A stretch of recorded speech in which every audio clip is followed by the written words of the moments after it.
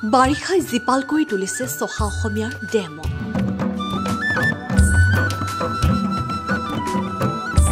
আঘোণৰ পথাৰত চহা অসমীয়াৰ শৈচ সোণোৱালী কৰাৰ সপোন ৰচাৰ বতৰেয়া। নপানীৰ ফৰুণসুটি উপচাই তোলা পথাৰৰ বুকুত এতিয়া সপোন ৰচিবলৈ কান্ধত নাঙল তুলি পথাৰলৈ আহিছে চহা খেতিয়ক। হাঁচতিত তামোল বান্ধি পাছে পাছে আকৌ আহিছে জাকি জাকি ৰোৱনী। চৰাইদেউ জিলাৰ টিয়কবালিজানৰ দৃশ্যই এতিয়া সকলোকে আকৰ্ষিত কৰি তুলিছে। কি যে অপৰূপ দৃশ্য এয়া। প্ৰতিজন চহা খেতিয়কৰ শিৰাই শিৰাই প্ৰবাহিত হৈ আছে কেঁচা মাটিৰ গোন্ধ। পথাৰৰ বোকা মাটিৰ বুকুত এগুজ দুগুজকৈ কঠীয়াৰে ভৱিষ্যতৰ আখৰ লিখিছে ৰোৱনীয়ে। নভুইৰ বাবে আখৰি নাই এতিয়া প্ৰতিজন কয়াৰ। বৰ্তমান যান্ত্ৰিকতাৰ সময়ত পূৰ্বৰ দৰে নাই সেই নভুইৰ মাদকতা। সময়ৰ সোঁতত ই হেৰাই যোৱাৰ উপক্ৰম। অৱশ্যে গ্ৰামাঞ্চলৰ দুই এক ঠাইত এই নভুই ৰোৱা দেখা যায় যদিও পথাৰত জুৰিবলৈ পাবলৈহে নাই গৰুহাল। পথাৰত মাটি চহোৱাৰ পৰা কঠীয়া ৰোৱালৈ সকলোতে এতিয়া যন্ত্ৰৰ ব্যৱহাৰ। গৰুহালৰ সলনি ট্ৰেক্টৰ, কঠীয়া ৰোৱা মেচিনৰ ব্যৱহাৰে গাঁৱৰ নিভাঁজ ছবিখন যেন কাঢ়ি লৈ গ'ল।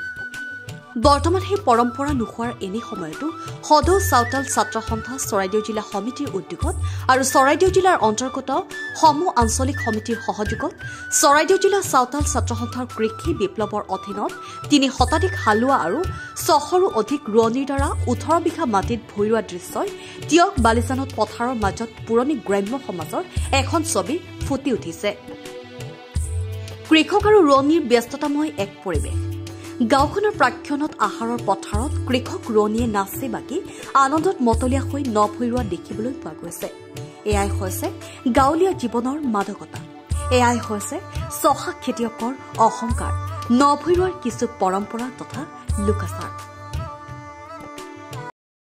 জহাৰ সদৌ চাওতাল ছাত্ৰ সন্থা চৰাইদেউ জিলা সমিতিৰ উদ্যোগত আৰু চৰাইদেউ জিলা অন্তৰ্গত সমূহ আঞ্চলিক সমিতিৰ সহযোগত চৰাইদেউ জিলা চাওতাল ছাত্ৰ সন্থা কৃষি বিপ্লৱৰ অধীনত প্ৰায় ৫০০ চাওতাল ৰাইজৰ সহযোগত সোণাৰী টিয়ক বালিজানত প্ৰায় ১৮ বিঘা মাটি চাওতাল ছাত্ৰ সন্থাই খেতি কৰা হৈছে।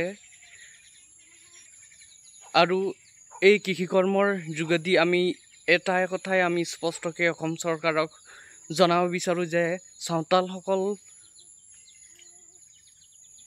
কৃষিকৰ্মৰ লগত জড়িত। চাওতালসকলৰ সকলো সুকীয়া মাটি বাৰী, সকলো সুকীয়া, সকলো বৈশিষ্ট্য সুকীয়া স্বত্তেও আজিৰ সময়ত চাওতালসকল জনজাতিকৰণকে ধৰি নিজৰ প্ৰাপ্য অধিকাৰৰ পৰা বঞ্চিত কৰি ৰাখিছে। আৰু চাহ জনগোষ্ঠী সজোৱাৰ যি চক্ৰান্ত অসম চৰকাৰে চলাইছে তাক আমি ধিক্কাৰ আৰু গৰিহণা জনাইছোঁ এয়াই অনুষ্ঠানৰ যোগেদি। চৰাইদেউৰ পৰা ৰূপামণি গগৈ ৰিপৰ্ট, অংকুৰিত অসম।